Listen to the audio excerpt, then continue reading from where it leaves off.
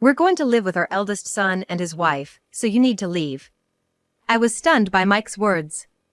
As if to add insult to injury, even Lisa began to berate me. Yeah, right. Get out because you're in the way. You freaking freeloader. I was left speechless. What's with these people? Don't they know their place? They better watch out. That's all I could think of in the moment. Oh, I get it. My feelings were one-sided. Mike doesn't care about me at all. That's why he can say such things to me without flinching. Why did I even put up with this? I should have just divorced him without a second thought. Then I wouldn't have had to feel this miserable. Oh, I can't take it anymore. By any means necessary, I'll make sure they understand where I stand. With that resolve, I found myself letting out a forced laugh. My name is Jennifer Wilson. I'm a 52-year-old working as a full-time employee at a certain food manufacturing company. Being a full-timer at this age, some people mistakenly think I'm single. But I'm not. I married Mike in my 20s and soon after, we had our son, Daniel. Now, Daniel is all grown up and even married. So now, it's just Mike, his mother Martha, and me living happily together. But that's not to say we don't have our issues. Martha is old and her legs aren't what they used to be. I often find myself having to help her. But Mike just turns a blind eye. She's your mother, isn't she? Don't you think you should help her out? When I asked him this, Mike just looked the other way. I wish he'd care more about his family. I've been feeling this way more and more recently. Mike is a graphic designer. He's independent now, but he used to work in the creative department of an ad agency. I met Mike when he was still with the agency. Is there anything you'd like to discuss? Mike, who had come to my company for work, asked me that. There's a little thing here. Oh, sorry, I shouldn't be butting in since I'm not an expert. No, ads aren't just for professionals. Your input is valuable. Mike kindly reassured me. He seemed like such a gentle person. That was my impression of him back then. Later, as we communicated through work, Mike asked me out. Of course, I accepted, and eventually, we got married. But about 10 years into our marriage, Mike said, I'm thinking of quitting my job and going solo. You think you can make it on your own? Even after getting married, I continued working. So, we've had a comfortable life. But by this time, our son Daniel, born shortly after our marriage, was in upper elementary school. Things are fine now, but soon we'll have to spend more on things like tutoring. Besides, I'm worried that Mike or I might not be able to work anymore. With these thoughts, I couldn't understand why Mike would want to give up his current stability. That's why I responded the way I did. I'll get work from my current company. Plus, you're doing a side job. Huh? A side job? You used to go to the office, but now you're working from home, right? Actually, I switched to remote work after our marriage. Of course, to spend more time at home and not neglect the household chores. There was an opening in managing the company's online store, which worked out well for me. Yet, Mike seemed to think I had quit my job and was just doing some sort of side job. It's not a side job, I just switched to working from home. Don't put on airs. Even a side job is a respectable job. I tried to explain several times, but Mike wouldn't listen. The discussion ended with Mike's misunderstanding. In the end, we discussed several times, but Mike never changed his opinion. Eventually, Mike quit his job and went independent. I was filled with anxiety. But contrary to my worries, his work seemed to be going well. He looked healthier and, above all, more relaxed. Things seem to be going well. Yeah, folks from my previous job are giving me work, and I can spend time with Daniel on my days off. It's fantastic. That's all good news. I felt relieved. But a few years later, another issue arose. I brought it up to Mike. What? You want to put my mom in a nursing home? Your mother said she wants to because she's getting weaker. What do you mean? I struggled to respond to Mike's confrontational tone. Of course, I'd love to take care of Martha. But with household chores and work, it's not that simple. Daniel is also in middle school now, soon preparing for high school. It's a critical time for him in many ways, so I can't just focus on Martha. I explained all of this to Mike. However, he began to grumble. You gonna abandon my mom? It's not like that, but Martha said dash. It's exactly like that.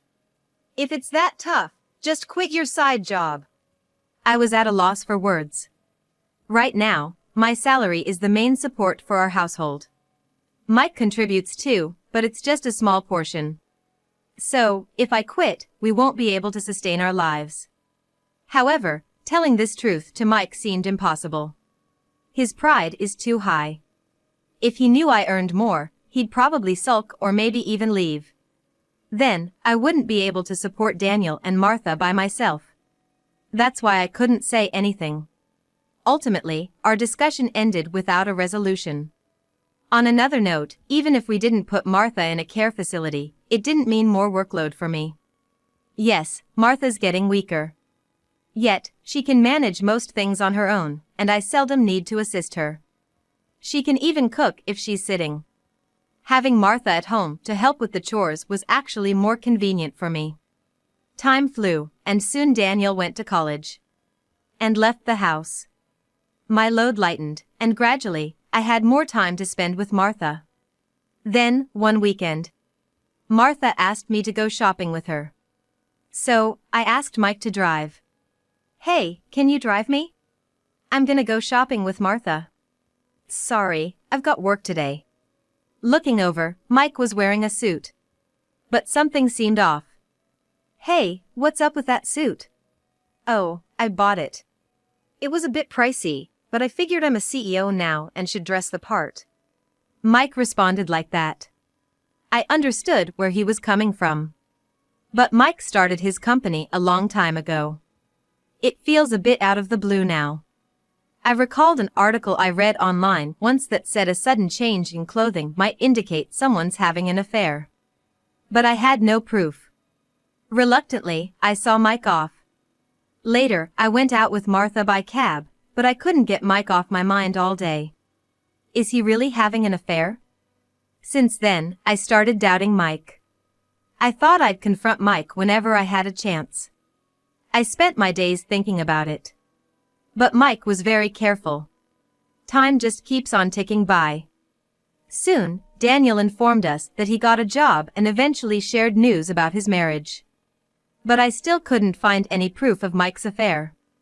I couldn't find any evidence of his affair, but with Daniel getting married, maybe it's okay to just get a normal divorce. I began to think that way. One night, Martha went to the bathroom and hurt her foot. Thankfully, it wasn't severe. But she was shocked and said, I think I should move to a care facility. And I have a favor to ask. The situation was entirely different than before. If I divorced, Martha might be left to fend for herself.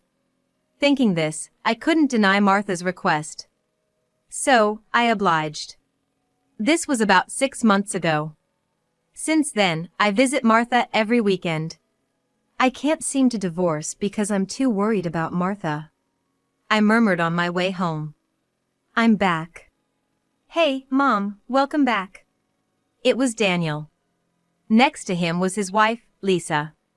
We've been waiting for you, Martha. Why were Daniel and Lisa here? I was puzzled and asked Daniel. Daniel? Why are you here at home? Well, just when Daniel was about to answer, Mike appeared from behind him. He said, You've been so indifferent. I thought of divorcing you, that's why I called them here. What do you mean? It's about my mom. You've abandoned your duties as a wife.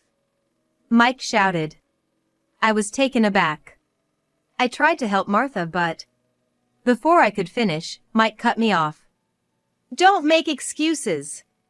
From today, I'm gonna live with my eldest son and his wife. You should leave. I was stunned at Mike's words. To make things worse, Lisa began to scold me. That's right, just leave. You're such a leech. I was speechless. In my mind, I thought, they should know their place. Better brace yourself. In the spur of the moment, those were the only words that came to mind. So, all this while, my feelings were one-sided. Mike never really cared for me. That's why he could say all this without hesitating. Why did I put up with all of this? I should have just divorced without giving it a second thought. I wouldn't have felt this miserable. Oh man, I'm done for. No matter what, I have to make my position clear. The moment I made up my mind, a sarcastic laugh escaped my lips. Fine, I'll leave, I said as I walked past the three of them. I headed straight to my room. All I needed were some clothes and my work laptop. I also grabbed my bank book and a few valuables. I stuffed them into a travel bag. Are you really gonna divorce? Yeah, of course. I swiftly grabbed my bag. Then, after a moment of thought, I said to Mike, you know, I'll divorce you amicably for $10,000. If you don't want that, I can get a lawyer and make it messy. It feels a bit cheap, considering the emotional damage he's done. But right now, I don't have the energy to fight with Mike. That's why I purposefully offered terms favorable to him. Why should I pay you anything? Because you've pushed me to the edge mentally. But still. I stared hard at Mike as he started to speak. Then, with a smirk, I told him. So, should we involve lawyers? If you've been cheating, $10,000 won't cut it. What? At least $30,000. If you've got nothing to hide, that should be okay, right? Given Mike's nature, I knew he'd opt for the former. In a way, it was a risky gamble. Mike gritted his teeth in frustration. Seeing his reaction, I became certain. He definitely cheated. But I couldn't gather any evidence. So, I had to pretend I had some just to corner Mike even a little. What will it be? If we get lawyers, I'll also claim damages for emotional distress inflicted on your lover, okay? Well, I really don't want to upset Martha, your mother. So, I don't want any complications. Hearing my words, Mike looked dejected. Then, begrudgingly, he replied, Fine. I'll pay the $10,000 by the end of this week. All right. I'll come by this weekend and we can discuss the divorce. I smiled and walked past Mike. Then, I left the house. I headed to a nearby cafe and started looking for an apartment I could move into immediately. After some searching, all I could find were weekly rentals. This will do for now. I reluctantly signed a lease for a weekly apartment and decided to stay there for the time being. And on the weekend, I headed to Mike's family home where he lives. When I rang the doorbell, Lisa poked her head out. Hey, what brings you here? I came to get some of my stuff. Plus, there's the matter of the divorce and some other things. Oh, is that so? Lisa snorted dismissively.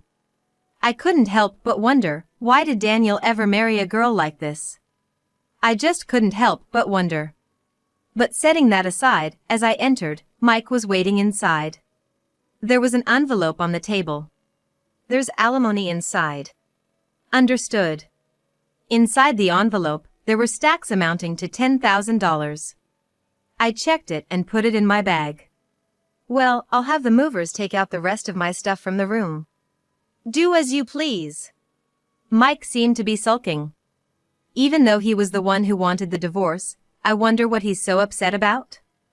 I carried on with the move, puzzled. Eventually, when the move was done, I handed Mike a bank book.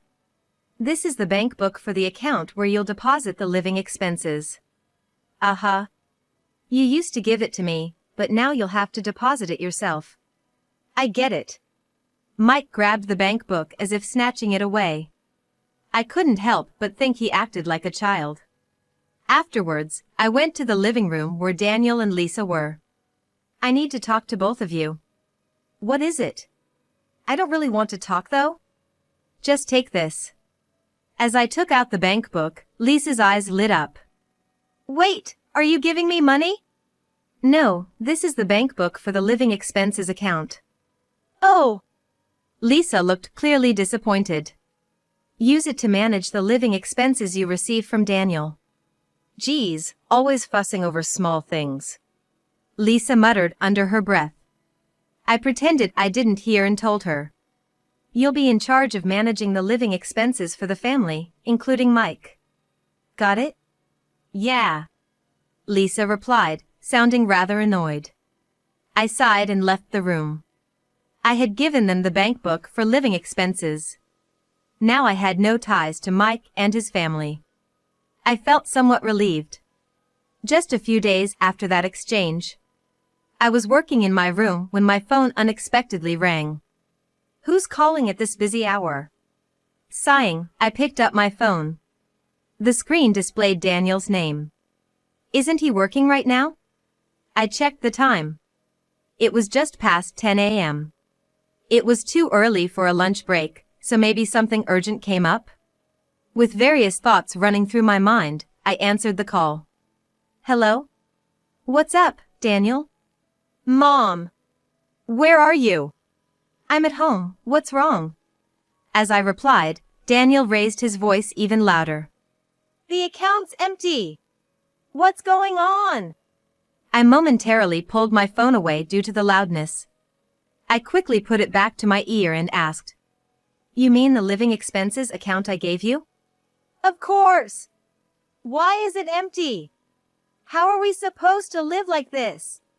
That makes sense. I had given it to him with a zero balance. After all, the funds were from my salary. So, there's no obligation for me to leave any money in it. Thinking that, I replied to Daniel. Did you not deposit the living expenses? I asked, and Daniel mumbled, searching for words.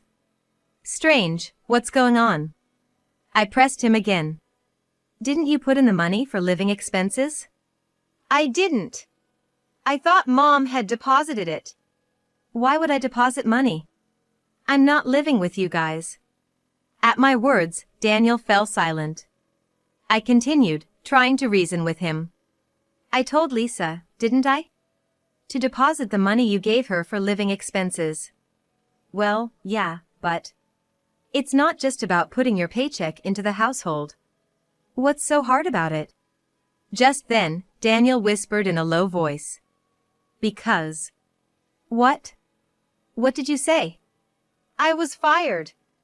I don't have a salary. Daniel raised his voice. What? Fired? Yeah.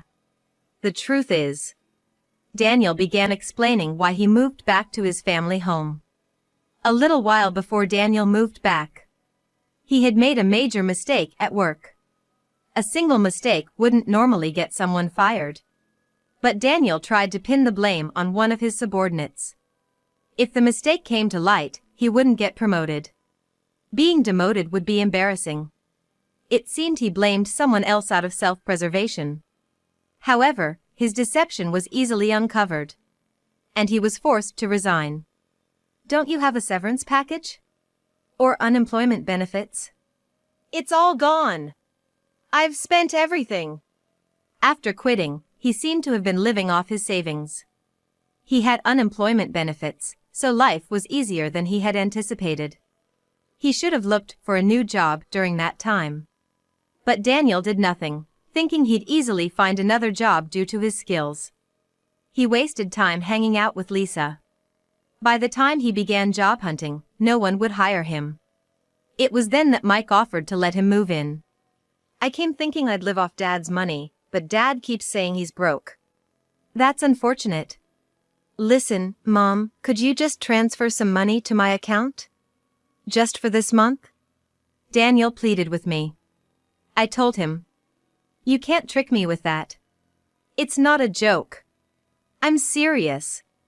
A joke? No, it's payback. You guys kicked me out, didn't you? At that, Daniel was momentarily speechless. But he quickly retorted.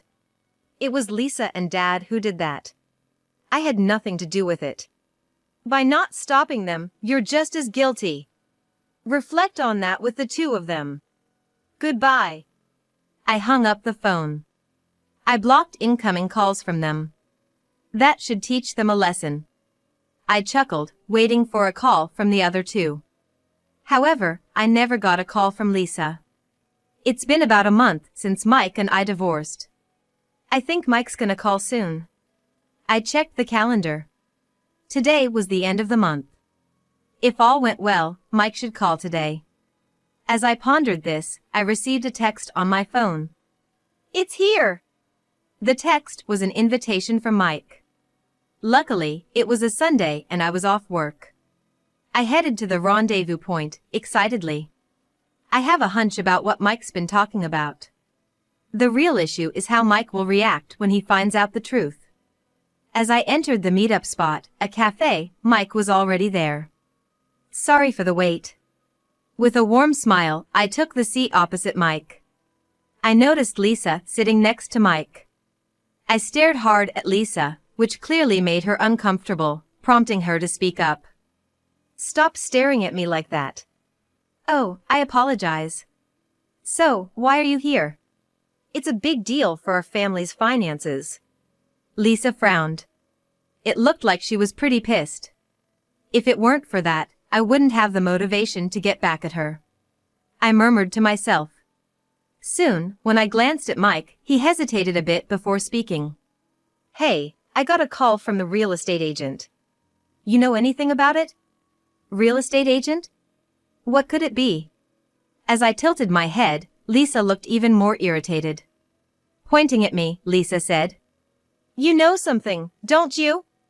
Just admit it. Well, even if you say so. I pretended to be confused. Mike then leaned in slightly. The agent was going on about the rent. But we own our house. Right. So, I told them they got it wrong, but then they threatened to sue me. Mike tapped the table with his fingers. He seemed quite agitated, so I decided to come clean. Did you make sure to deposit the living expenses? Huh? Yeah, I did. You're lying. If you had, this wouldn't have happened. Hearing that, Mike flinched. With a smile, I explained the real deal. The rent they're talking about is for Martha's house. It should have been deducted from the bank book I gave you. Wait. We own our house. We shouldn't have to pay any rent. Well, Martha sold the house. So now, it's no longer yours. Both Mike and Lisa looked confused by my words. So, I decided to explain it all from the beginning. Some time ago, when Martha decided to go to a nursing home, there was one major issue. Her monthly pension would cover the regular costs, but she couldn't afford the initial fees. So, I suggested a leaseback to Martha. With a leaseback, she wouldn't have to move and would get a lump sum. But, she would need to pay rent. That's why I used the $500 you put in the house for the rent. What about the living expenses then? I was covering all of it. By the way, it's $2,000 a month. Mike and Lisa were shocked. If you'd kept paying the living expenses, it would have been deducted as rent, and that would have been the end of it. But if you understand, make sure to deposit it promptly. And keep doing so. Seeing me smile, Mike started to panic. Something seemed off, and eventually, Mike confessed. Actually, my company went under. What? Why? Well, the thing is. Mike struggled to find his words. Then, Lisa, looking quite angry, pointed at Mike. It's because he cheated and was splurging on another woman. That's why the company went bankrupt. According to Lisa, Mike was using company funds to lavish gifts on his mistress. This eventually led to the company's bankruptcy. But he couldn't admit this to me. So, they hoped Daniel's income would help and called Daniel and his wife to stay at their family home. It's all your fault. It's not like that. I didn't. What do you mean it's Jennifer's fault? Stop blaming others. Both you and your son. Lisa's anger exploded. Eventually, they started arguing, so I quietly left the cafe. After that, both Mike and Daniel looked for new jobs. But it wasn't easy. As the deadline to pay the rent approached, they had no choice but to work part-time at a convenience store. However, Daniel couldn't stand being bossed around by younger students and quit soon after. Meanwhile, Mike, being teased for being in his 50s, stopped showing up for work. In the end, they both borrowed money from some shady lenders and were forced to work on a fishing boat to repay the debt. I heard they're up north catching crabs now. Lisa quickly gave up on the two of them. She left the house and initially returned to her parents' home. However, debt collectors came there too, and now she's apparently working hard in a bar. As for me, I'm enjoying living alone. I visit Martha from time to time and lead a fulfilling life. Martha often asks if I'm going to remarry, but I'm not in the mood right now. However, there's one staff member at the nursing home that has caught my eye. Martha seems to have noticed this, but I hope she just observes for a little while longer.